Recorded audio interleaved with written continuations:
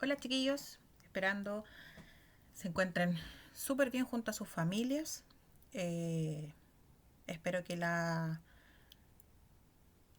semana anterior les haya ido muy bien en sus evaluaciones sumativas.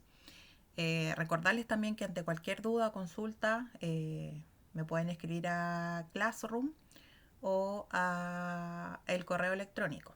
¿Ya? Hoy día nos volvemos a encontrar en un nuevo video que lo vamos a trabajar después en detalle en nuestra clase virtual. Y hoy día eh, cambiamos de materia, ¿cierto? Estábamos viendo nosotros el ciclo del salitre, la cuestión social, los distintos problemas que enfrentó el proletariado eh, por este auge del salitre. Nosotros hoy día cambiamos, como yo les digo, de tema y vamos a ver la Primera Guerra Mundial. Obviamente no lo vamos a ver todo porque es muy extensa la materia, así que vamos a ir viéndolo por parte para que también lo puedan entender y no sea tan extenso, tan latero para ustedes. ¿Ya? El objetivo de la clase del día de hoy dice reconocer los antecedentes de la Primera Guerra Mundial. ¿Ya? Este es el nombre cierto con el que comúnmente se designa este conflicto militar que tuvo lugar entre los años 1914 a 1918, que afectó a 5 continentes e implicó a gran parte de la humanidad. También es denominada la Primera Guerra Mundial como la Gran Guerra o la Guerra Europea o la Guerra del 14. El mundo antes de 1914. Tenemos que saber un poquito de cómo se encontraba, ¿cierto? No solo nuestro país, sino que el mundo en general, sobre todo Europa, que es finalmente en donde comienza esta guerra. Eh, ¿Qué es lo que estaba pasando en Chile? En Chile se estaba viviendo el auge, ¿cierto?, del salitre, en donde, por supuesto, de alguna otra manera Chile fue beneficiado a través del cobro de impuestos. Finalmente, ¿en qué se benefició? En la modernización de nuestro país. Recordemos que el proletariado seguía su lucha incesante, eh, por lo tanto, habían varias cosas ahí importantes. Eh, y en su mayoría Europa estaba disfrutando de los beneficios que les dio a algunos, ¿cierto?, la revolución industrial, como a los burgueses, ¿verdad? Que los burgueses se terminaron de culminar finalmente con la revolución industrial. Al principio se pensó que la guerra sería corta, ¿ya? Y que se desarrollaría finalmente solo en el continente europeo. Pero el conflicto se prolongó finalmente por 4 años y adquirió esta dimensión mundial.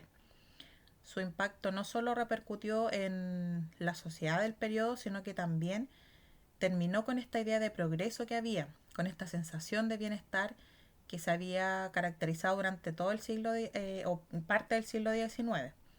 Transformó también la percepción que se tenía de la guerra y el orden político mundial, e influyó también en la conformación del mundo contemporáneo como lo conocemos, hasta como lo conocemos al día de hoy, ¿cierto? Esta es una de las cosas más importantes, el tema del progreso, ¿ya? Porque recordemos que durante la revolución industrial hablamos de este progreso, de esta idea de progreso indefinido, en donde se supone que las generaciones anteriores todo lo veían como de manera muy positiva, que este progreso solo iba a traer beneficios para todos, cosa que ya lo comenzamos a evidenciar anteriormente, en donde claramente solo trajo beneficios para algunos, y con la Primera Guerra Mundial, después cuando analicemos sus consecuencias nos vamos a dar cuenta que esta idea de progreso finalmente se frena o se estanca completamente. ¿Qué pasaba entonces? Como yo les dije, teníamos esta llamada Bella Época, ¿ya? Que se sitúa finalmente en el último cuarto del siglo XIX y los primeros años del siglo XX. Eh, la Bella Época tiene una fuerte carga nostálgica, una idealización por el pasado inmediato, También va de la mano con el periodo de avances científicos, del arte, la paz y el crecimiento económico de los países industrializados, por supuesto, ya que la sociedad principalmente, recordemos que era obrera, existían grandes desigualdades sociales como también en la violencia, la miseria, drogadicción, delincuencia, alcoholismo y el analfabetismo, ¿verdad? Todo esto fue acompañado también de, como le mencioné recién, el desarrollo científico. Eh, Podemos ver exponentes súper importantes hasta el día de hoy con sus revolucionarios inventos o teorías, ¿cierto? Eh, Dentro de los más relevantes hasta el día de hoy, ¿cierto? Está Einstein, Freud, que vino a finalmente a hablar o a revolucionar el mundo con su psicoanálisis, los esposos Curie, que eran dos médicos dedicados finalmente a la física, a la ciencia, a mejorar la medicina. También tenemos el arte. El arte acá durante esta época tuvo su máxima expresión con distintos movimientos o tipos de arte como el fauvismo, el expresionismo, el cubismo, el futurismo, el dadaísmo y el surrealismo, que muchos de ellos durante la Primera Guerra Mundial siguieron estando muy latentes. Ya los artistas se dedicaron a plasmar en sus distintas obras de arte momentos súper importantes de la Primera Guerra Mundial. Los antecedentes de la Primera Guerra Mundial. Acá esto es súper importante, ¿ya? Para poder ir entendiendo finalmente cómo se fue desarrollando la guerra. El concepto de imperialismo primero, ya entender qué significa. El concepto de imperialismo significa ocupación, dominación y explotación de la mayor cantidad de territorios y recursos económicos disponibles en el planeta para así alcanzar el rol de potencia hegemónica. Las causas la causa económica de este imperialismo o de esta dominación también para mandar o alcanzar finalmente esta potencia hegemónica que querían algunos. eh, ¿Cuáles son las causas económicas? Las consecuencias de la industrialización, ¿cierto? Las potencias querían mercados exclusivos para sus productos, materias primas, por supuesto, baratas y mano de obra. Respecto a las causas políticas, obviamente querían conseguir dominio de lugares estratégicos para controlar ciertas rutas estratégicas, por supuesto. Este orgullo nacional también, la competición entre los imperios, la superioridad militar. eh, y tenemos también otro punto importante que son las causas ideológicas o religiosas. Nacen también, lamentablemente, estas ideas racistas y de superioridad de la raza blanca sobre la cultura occidental, ¿cierto? Y la idea de civilizar y llevar la cultura occidental a otros países que ellos consideraban inferiores. Hay algo súper importante aquí también que va de la mano con el imperialismo, que es esta rivalidad imperialista que surge. El reparto que se hizo de los territorios fuera de Europa estuvo liderado por Gran Bretaña, ¿cierto? Pero Alemania ingresó tardíamente en este, pero con mucha fuerza también desatando rivalidades entre ambos países. Esta rivalidad se puede clasificar como un antecedente de carácter económico, ¿ya? Ya que enfrentó a las potencias europeas por ambiciones territoriales para satisfacer necesidades económicas de nuevos mercados para el comercio y el abastecimiento, por supuesto, de materias primas desde finales del siglo XIX. Otro de los antecedentes súper importantes, además del imperialismo, es el nacionalismo, ¿verdad? Eh, este concepto está instalado desde la Revolución Francesa, en donde los sentimientos de nacionalismos como la exaltación de los valores representativos de la nación, como su idioma, costumbres e historia, ¿cierto? Fueron un motor de variadas acciones durante el siglo XX. Alemania, que se había unificado recientemente, soñaba con continuar uniendo a los pueblos de habla germana, ¿cierto? Que esto implicaba unirse con Austria. Y este era parte del imperio, en ese momento, austrohúngaro. Por otra parte, Francia aspiraba a recuperar el territorio que había perdido con Alemania en la guerra franco-prusiana de Alsacia y Lorena. Y en paralelo, el nacionalismo eslavo en los Balcanes, que estaba apoyado por el imperio ruso. ¿Cuál era su objetivo? Finalmente era liberar a los pueblos de etnia eslava, como los serbios, los eslovenos, los croatas, los bosnios, etcétera. ¿Cuál era la idea entonces? Liberarlos del dominio del imperio austrohúngaro y acabar con el dominio turco, ¿verdad? ¿Qué otro antecedente tenemos acá muy importante? La formación de bloques, ¿ya? Luego que el canciller alemán tan renombrado Bismarck logró la unificación de Alemania, él se preocupó de llevar adelante una política diplomática en Europa caracterizada por los tratados secretos y alianzas.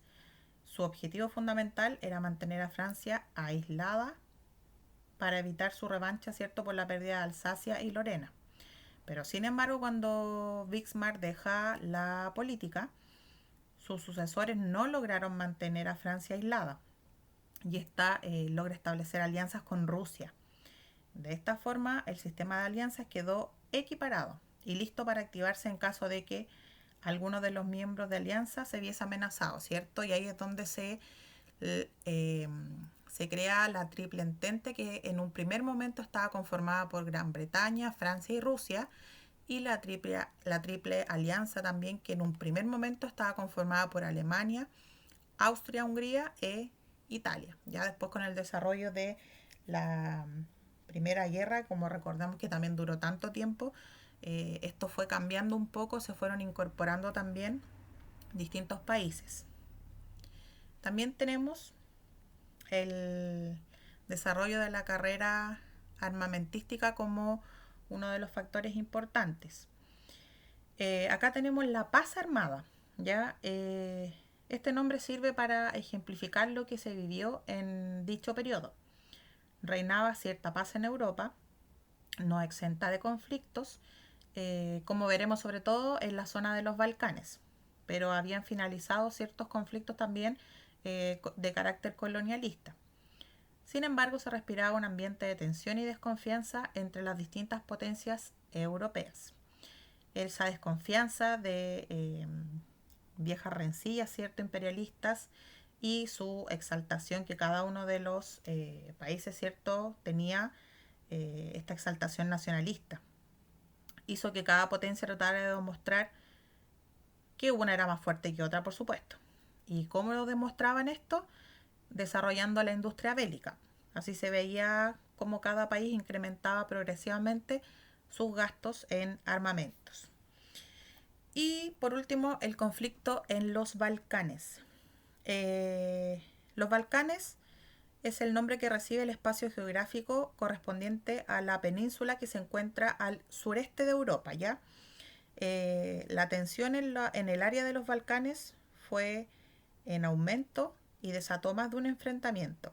En 1908 se anexó los territorios de Bosnia y Herzegovina y luego comenzarían lo que se llamó las guerras balcánicas. Serbia formó la Liga Balcánica y esta se enfrentó con el Imperio Turco y termina derrotándolo. Sin embargo, esta liga, llamada la Liga Balcánica, no prosperó mucho, ¿ya? Y el factor finalmente detonante o la causa inmediata de la Primera Guerra Mundial sucede el 28 de junio de 1914, en donde fue asesinado a manos de un nacionalista serbio, el heredero de la corona del Imperio Austrohúngaro, el archiduque Francisco Fernando, junto a su esposa.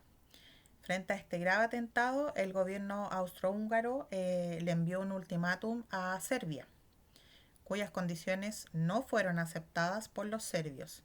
Y de esta manera Austria declara la guerra y cada bloque comenzó a movilizar sus respectivos ejércitos, ¿ya? A continuación conoceremos la guerra y sus fases, que claramente por el tiempo y por todo lo que está aconteciendo debido a la pandemia, no lo vamos a ver en detalle tanto como nos gustaría verlo, como lo podríamos ver en clase, ¿cierto? La primera, la primera parte de la guerra se denominó la Guerra de Movimientos, ¿ya? Este fue el nombre que se le dio, ¿cierto? Como yo les digo, a la primera etapa de la guerra, ya que se caracterizó por el rápido accionar de Alemania, que movilizó a sus tropas sobre Bélgica, con el fin de ocupar, ¿cierto?, París. Pero este plan fracasó porque los franceses lograron detener el avance alemán. Y de ahí en más los distintos enfrentamientos que ocurrieron entre Francia, Alemania e Inglaterra se le llamaron el Frente Occidental. Este quedó estabilizado con el establecimiento de líneas de trincheras, que es el nombre de la segunda etapa de la Primera Guerra Mundial, ¿cierto? La guerra de trincheras en esta etapa más que nada se basó en poner a prueba el aguante de los soldados, ¿ya? La capacidad de abastecimiento de los frentes más que los avances militares.